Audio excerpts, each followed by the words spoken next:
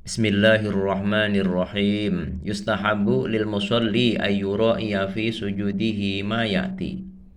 Disunahkan bagi orang yang melakukan sholat untuk menjaga di dalam sujudnya dari beberapa perkara berikut ini. Awalan, tamkinu angfihi wa jabahatihi wa yadaihi ma'al ardi ma'a mukhafatihima an janbaihi.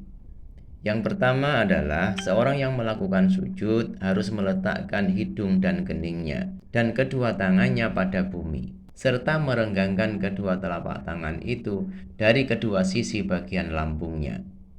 Fa'an Wa'il bin anna Nabiyya sallallahu alaihi wasallam, sungguhnya Nabi Muhammad sallallahu alaihi wasallam lamma sajada wa do'a jabahatahu baina kaffaihi. Tatkala Nabi Muhammad sallallahu alaihi wasallam melakukan sujud, beliau meletakkan kening beliau di antara kedua telapak tangan beliau. Wajafa an ibtaihi, dan beliau merenggangkan kedua ketiak beliau. Rawahu Abu Dawud. Wa amalan bihadal hadisi qala al-Hanafiyyatu wal Malikiyatu. Dan karena mengamalkan dengan hadis ini, Imam Hanafi dan Imam Maliki berkata, yustahabbu ja'lul wajhi bainal kaffaini hala sujudi. Menurut pendapat Imam Hanafi dan Imam Maliki, disunahkan meletakkan wajah di antara kedua telapak tangan ketika melakukan sujud. Ini pendapat Imam Hanafi dan Imam Maliki. Wa qala asy-Syafi'iyyatu wal Hanabilatu, dan Imam Syafi'i dan Imam Hambali berkata, bal yustahabbu ang takuna al-kafan wal mangkibaini. Namun disunahkan bagi orang yang melakukan sujud untuk meletakkan kedua telapak tangan sejajar dengan kedua pundaknya hala sujudi, ketika melakukan sujud.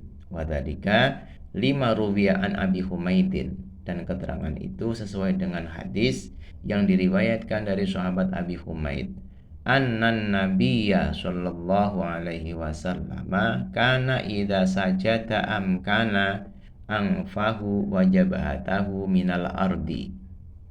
Bahwasanya Nabi Muhammad sallallahu alaihi wasallam tatkala beliau melakukan sujud, beliau meletakkan hidung dan kening beliau pada bumi. Wa nahya yadaihi an jambaihi, dan beliau merenggangkan kedua tangan beliau dari kedua sisi bagian lambung beliau. Wa wada'a kaffaihi hadwa mangkibaihi, dan beliau meletakkan kedua telapak tangan itu sejajar dengan kedua pundak beliau. Inilah perbedaannya. Menurut mazhab Imam Hanafi dan Maliki, meletakkan kedua telapak tangan itu sejajar dengan wajah, dan menurut mazhab Syafi'i dan Hambali, meletakkan telapak tangan itu sejajar ataupun setara dengan kedua pundaknya. Rawahu Ibnu Khuzaimah wa Tirmidzi wa qala hasanun shahihun, dan hadis ini adalah hadis yang hasan dan sahih.